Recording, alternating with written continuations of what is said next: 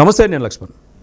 చిలకలూరుపేట మాజీ మంత్రి విడుదల రజనీ పైన నమోదవుతున్న కేసులు, వస్తున్న ఫిర్యాదులు చూస్తుంటే దాదాపు 100 కోట్ల అవినీతి సామ్రాజ్యాన్ని ఆమె అధిపతిగా ఉన్నారని చెప్పి సోషల్ మీడియా కోడేకి వస్తుంది. ఇదే అంశంపైన మనతో మాట్లాడడానికి ప్రముఖ రాజకీయ విశ్లేషకులు మధుసూదన్ రెడ్డి స్టూడియోలో అందుబాటులో ఉన్నారు. ఆయనతో మాట్లాడే ప్రయత్నం చేద్దాం. సార్ నమస్తే అండి. నమస్తే లక్ష్మణ్. మధుసూదన్ రెడ్డి గారు, వైకాపా అవినీతి పుట్టలు తోడే కుందికి ఇన్ని వేల కోట్లు దోచుకున్నారో అర్థమవుతుంది. తాజాగా పల్నాడు జిల్లా చిలకలూరుపేట నియోజకవర్గంలో మాజీ మంత్రి అయిన విడుదల రజనీ కేసులు కూడా స్టోన్ కర్సల దగ్గర నుంచి దళితులు గ్రానైట్ భూముల దగ్గర నుంచి ప్రతి ఒక్క అంశం ఏది చూసుకున్న అవినీతి. సీట్ ఇప్పిస్తా అని చెప్పి 6 కోట్లు తీసుకుంది. ఇవన్నీ చాలా వస్తున్నాయి. ఆమెతో పాటు అతని పిఏ కానీ మిగతా చాలామంది లెక్కలు బయటకు వస్తున్నాయి. దీనిపైన మీ అభిప్రాయం చెప్పండి. నా అభిప్రాయం ఏం లేదు. అమెరికాలో ఉన్న తులసి మొక్క హైదరాబాదు హైటెక్ సిటీకి వచ్చింది. ఆ హైటెక్ సిటీ వచ్చిన తులసి మొక్క తులసి కోటకు అందరు చేతులు ఎత్తి మొక్కతారు. ఈ తులసి మొక్క పోయి గంజాయి వనంలో చేరింది. తులసి మొక్క గంజాయి వనంలో చేరినాక ఏమవుద్ది? ఆ వాసనకి తులసి మొక్క కూడా గంజాయి మొక్కగా మారిపోయింది. ఈరోజు ఓడిపోయిన తర్వాత భారతీయ జనతా పార్టీలోకి పోవాలని విశ్వ ప్రయత్నం చేసింది. అది చెప్పదు, నిజం చెప్పదు. ఈ చిలకలూరుపేట చిలకమ్మ నిజం చెప్పదు. ఆమె ఐటీ మంత్రిగా ఉంటే ఒక రకంగా ఉపయోగం ఉండేది. ఆమె చదివిన చదువుకి, ఆమె చేసినటువంటి మంత్రిత్వ శాఖకి సంబంధం లేదు. ఆమెకి వైద్య ఆరోగ్య శాఖ, ఆమెకి నిడిల్ అంటే ఏంది, ఇంజక్షన్ అంటే ఏంది, సిరప్ అంటే ఏందో తెలియదు ఆమెకి. అందువల్ల మా మనుషుల డాక్టర్ అయినటువంటి సిదిరి అప్పలరాజుకేమో పశువుల డాక్టర్ పదవి ఇచ్చింది. అంత గుర్తుపెట్టుకుని, మీరు బాగా గుర్తుపెట్టుకుని, క్యాబినెట్లు ఎటువంటి వాళ్ళు ఉండరు చూడండి. ఆయన చదువుకున్నది ఐటీ గురించి. ఐటీ శాఖ ఇస్తే ఇప్పుడు రికార్డ్ డ్యాన్సులు వేసుకునేవాడికేమో ఐటీ శాఖ ఇచ్చా. వాడు రికార్డ్ డ్యాన్సులు వేయమంటే బ్రహ్మాండంగా వేస్తాడు, రీల్స్ వేయమంటే. అందువల్ల వాడు కోడిగుడ్ల మంత్రిగా మిగిలిపోయా. అందువల్ల అవినీతి చేయలేదంటేట చిలకలూరుపేట చిలకమ్మ మాజీ మంత్రివర్య గారు అవినీతికి పాల్పడిన మాట వాస్తవం.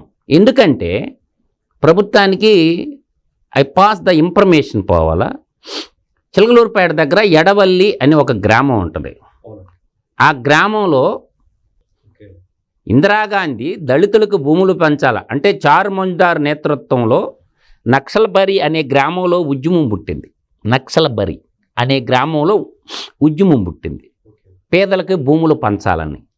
మనకి భూములు మొట్టమొదట భూ పంపిణీ చేసినటువంటి మహానుభావుడు దళిత జనోద్ధారకుడు రాయలసీమలో పెదపాడు అనే గ్రామంలో పుట్టి ముఖ్యమంత్రిగా ఉన్నటువంటి దామోదరం సంజీవయ్య గారు బీసీ, ఎస్సీ, ఎస్టీ మైనారిటీలకి భూములు లేనటువంటి నిరుపేదలకి ఉభయ తెలంగాణ సీమాంధ్ర నేల మీద 6 లక్షల ఎకరాలు భూములు పంచినటువంటి మహానుభావుడు దామోదరం సంజీవయ్య గారు పెదపాడు గ్రామంలో పుట్టాడు. ఆ తర్వాత వెస్ట్ బెంగాల్లో ఈ నక్సల్బరి అనే గ్రామంలో ఈ నక్సలైట్ ఉద్యమం పుట్టి భూమి లేని నిరుపేదలకు భూములు పంచాలనేది మనకి శ్రీకాకుళం జిల్లాలో ఎంటర్ అయింది నక్సలైట్ ఉద్యమం. ఆ నక్సల్బరి గ్రామంలో పుట్టింది కాబట్టి దానికి నక్సలైట్ ఉద్యమంగా వచ్చి ఎంపటి చిన్నసత్యం సారు, ఆ రోజు ఈయన కూడా అందరూ టీచర్లే, కొండపల్లి సీతారామరెడ్డి గారు, కొండపల్లి సీతారామయ్య గారు, వీళ్ళందరూ ఎందుకంటే పేదలకి భూములు పంచాలా అన్న కాన్సెప్ట్తో పెట్టిన ఉద్యమం. అరే ఇది గమనించి శ్రీమతి ఇందిరాగాంధీ గారు ఆమె ఏం చేశారంటే 1977లో మనకి దళితులందరికీ భూమి లేని నిరుపేదలకి 5 ఎకరాల భూములు పంపిణీ చేసి 5 ఎకరాల ఇళ్ల స్థలం, 5 ఎకరాల భూములు ఇవ్వడం జరిగింది. ఆ భూములు ఇప్పుడు విడుదల రజనీ అసలు దళితుల భూములు నీకెట్టొచ్చినాయి, గ్రానైట్ క్వారీలు, ఆ సర్వే నెంబర్ 421లో ఎంత భూమి ఉంది, దళితులకు దక్కాల్సినటువంటి సంపద ఈమె ఎలా లూటీ చేసింది. ఇప్పుడు దళితులకు మేనమామని చెప్పుకోబడేటటువంటి ఒక దుర్మార్గుడైనటువంటి కావరిగాడు ప్రభుత్వంలో ఆ గ్రానైట్ మీద ఇప్పుడున్న విజిలెన్స్ ఎంక్వైరీ తరోలోగా ఎంక్వైరీ చేస్తే దళితులకు దక్కాల్సిన సంపదనకి చిలకలూరుపేట రజనమ్మకి ఎలా పోయింది, అమెరికాలో ఉన్న తులసి మొక్క గంజాయి వనంలో చేరి ఎలా దోపిడీ చేసింది, ఎడవల్లి గ్రామంలో నా సర్వే నెంబర్ 421లో ఏమిటి ఆ కథా కమిషన్, దాంట్లో కొల్లగొట్టినటువంటి కోటాను కోట్లెన్ని, దాని మీద ఎంక్వైరీ చేపిస్తే ఈ కూటమి ప్రభుత్వం రజనీ భాగవతం మొత్తం ఇంకా ఆళ్ళ కలికాల జగనాసురుడు పక్కన ఈయన కూడా జైల్లో కూర్చోవాల్సి వస్తుంది. మసూద్ రెడ్డి గారు, ఈ ఎడ్లవల్లి దళితుల భూములు కాజేసే విషయంలోనూ వాళ్ళని మభ్యపెట్టి భయపెట్టే విషయంలోనూ బ్యాక్ ఎండ్లో ఉండే సజ్జలు కూడా పనిచేశారు అని చెప్పి పెద్ద ఎత్తున కథనాలు వచ్చాయి. ఆ టైంలో సోషల్ మీడియాలో కూడా బాగా వైరల్ అయ్యాయి. ఎందుకంటే మా అన్నగారు స్వర్గావం ఆ ఊరే. మొట్టమొదట బుల్లెట్ బండి ఉన్నది ఆయనకి. తెలుగుదేశం పార్టీ ఎన్టీ రామారావు అనౌన్స్ ముందుగా పెట్టకముందే తెల్లగుడ్డ మీద ఎర్రక్షరాలు రాసి ఎన్టీఆర్ పార్టీ అని బుల్లెట్ మీద తిరిగినాడు. ఆయన గురించి తెలియనోడు ఎవరు లేరు. పార్టీ తెలుగుదేశం పార్టీ ఇంకా ఎన్టీ రామారావు గారు అనౌన్స్ శాస్త్రం అంటే ఆయన పేరే చుండి మస్తాన్ రావు. 1982లో భూస్వామి కుటుంబంలో పుట్టినటువంటి బుల్లెట్ ఉన్న మగోడు ఒక్కడ ఆయనే ఆ ఏరియాలో. ఆ ఊరు అయింది 60 ఎకరాలు ఒకటే బిట్ అయింది. మా అన్నగారు చుండి మస్తాన్ రావు గారు తెలుగుదేశం జెండా ఆ రోజుల్లోనే తెల్లగుడ్డ మీద పెట్టినటువంటి ఆ ఊరు నుంచి ఆయన చెప్పిందే నేను నీకు చెప్తుండే. ఇప్పుడు సర్వే నెంబర్ నాకెట్ట తెలిసిందా మధు సార్ అంటే అలా తెలిసింది. అది దళితులకు పట్టాలు ఇచ్చినట్టు 421. ధైర్యం ఉంటే సోషల్ మీడియాలో మాట్లాడిన వాళ్ళ మీద పోయి కేసులు పెట్టి ఒగలాడి ఏడుపులు ఆడటం కాదు. నీ ఓరచూపులు నీ ఒగలాలి ఏడుపులు ఇప్పుడు ఏడు, నీ ఓరచూపులు ఒగడాలి ఏడుపులు ఇప్పుడు ఏడువమ్మా. అంటే నువ్వు మంత్రివైతే కంత్రిలాగా పనిచేయాలా. 50 కోట్లు ఫైన్ వేస్తామని చెప్పి 2 కోట్లు మంత్రి గారికి ఇస్తే ఎస్పీ మధ్యలో బ్రోకరు జాషువా గాడు. వాడు ఎస్పీయా బ్రోకరా? నీకు ఇచ్చిన 3 సింహాల బొమ్మ టోపీ ఇచ్చింది ఎందుకు? ప్రజల్ని కాపాడమనే, ప్రజల్ని బెదిరించమనే. పారిశ్రామికవేత్తలను బెదిరించి 50 కోట్లు ఫైన్ వేపియమంటవా? నాకు 2 కోట్లు ఇస్తే వాడు పిఏ 10 లక్షలంట, వాడు ఎస్పీ గాడు 10 లక్షలు కకృతి పడి సిగ్గులేని బతికేదానికంటే ఉరేసుకొని చావాలా జాషువా గాడు. నువ్వు బ్రోకర్వా పోలీసోడురా నువ్వా? కాబట్టి విజిలెన్స్ రిపోర్ట్లో తేలిపోయింది వాడు 10 లక్షలు తీసుకున్నంట జాషువా గాడు ఎస్పీ గాడు. దాని పిఏ 10 లక్షలంట, దీనికి 2 కోట్లు అంట. ఇవాళ ఆ రోజు అట్నే కదా గొట్టిపాటి రవి గారు 250 కోట్లు ఫైన్ వేశారు. లొంగల నా ఆస్తి అంతా పోయినా నీకు తలకాయ వంచేది లేదురా, నా చివరి శ్వాస దాకా పొరపాడుతంటే మైనింగ్ వ్యాపారం చేసుకునేటటువంటి గొట్టిపాటి రవికుమార్ వాళ్ళని భయపెట్టిండా లేదా? ఇప్పుడు సిద్ధారాఘవరావుని కూడా అట్టు భయపెట్టే కదా వీళ్ళు తీసుకున్నది పార్టీ లేక. ఆయన కౌంటర్లో ఆయన మైనింగ్ వ్యాపారం చేసే సిద్ధారాఘవరావు గారిని. అందువల్ల వ్యాపారస్తులు భయపెడతా ఉంటివి నువ్వు. అందరిని భయపెట్టేసి లూటీ చేస్తే మొత్తాన్ని బొక్కలు వేసేసి ప్రజలు కోరుకుంటున్న మాట నేను చెప్తుండా. అదే చిలకలూరుపేట నియోజకవర్గంలో గతంలో జగనన్న లేఅవుట్లు కూడా దాదాపు 100 ఎకరాలు సేకరించి ఒక్కొక్క రైతు దగ్గర దాదాపు ఎన్ని లక్షలు వసూలు చేస్తే దాదాపు అది ఒక 2 కోట్లు. అదేందా వాడికి టికెట్ ఇప్పిస్తానని చెప్పి 6 కోట్ల రూపాయలు నొక్కేసి 4 కోట్లు ఇచ్చి ఇంకా 2 కోట్లు ఇవ్వలేదంట. అధికారం ఉంటే ఇంకెన్ని కోట్లు సంపాదించిన అవినీతి పరంగా అవినీతి చేసినా కానీ ఏం చేయరనే. ఎందుకంటే వాళ్ళకి అంత ధైర్యం. నేను అనేది ఏంటంటే పుట్టేది ఒక రోజు సచ్చేది ఒక రోజు.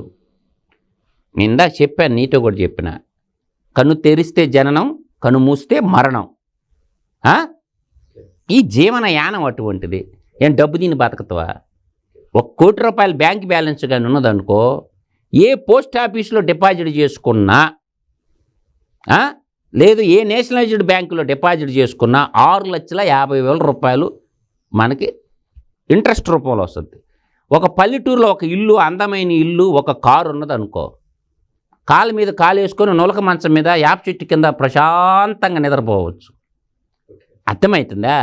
అందువల్ల ఏంటంటే 1 కోటి రూపాయల తర్వాత నీ కాడ ఎంతున్నా చెప్పుకోవటానికి పనిచేస్తాయే తప్ప దాని తర్వాత ఉపయోగం లేదు. నీ కాడ బంగారం ఉంటుంది, దిగేసుకొని తిరగతావు. ఓడన్న దొంగడు పొడిచేస్తాడు, మరణం కూడా వస్తుంది అనమాట.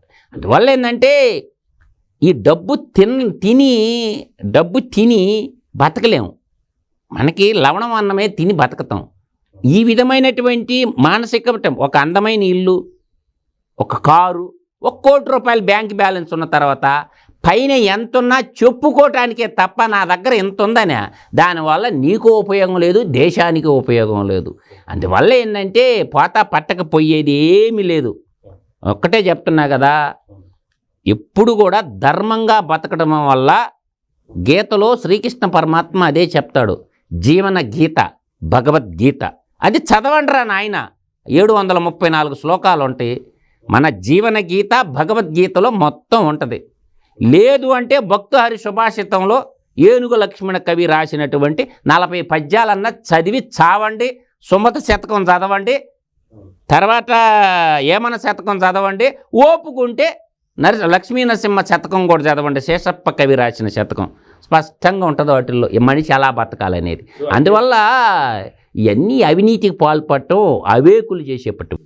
మధుసూదన్ రెడ్డి గారు 5 ఏళ్ళు అవినీతి చేసి 100 కోట్లు సంపాదించుకొని 1000 కోట్లు ఇప్పుడు కేసులు అవుతుంటే అజ్ఞాతంలో పోయిన రజని అనే వార్తలు వస్తున్నాయి. మొన్న ఎగిరెగిరి మాట్లాడుతున్నా మీడియా ముందుకు వచ్చి, ఇప్పుడు వచ్చి మాట్లాడు. ఎవరో 4 మాటలు అన్నదానికి నువ్వంటే మీ సిద్ధం సభలో మీ కలికాల జగన్నాథుడు మాట్లాడిన కాడికి మాటలు ఎక్కువ మాట్లాడారా సోషల్ మీడియాలో? మీ ముఖ్యమంత్రి ఎటువంటి మాటలు మాట్లాడాడు ఒకసారి ఇను, చెవుల్లో నుంచి రక్తం కారద్ది.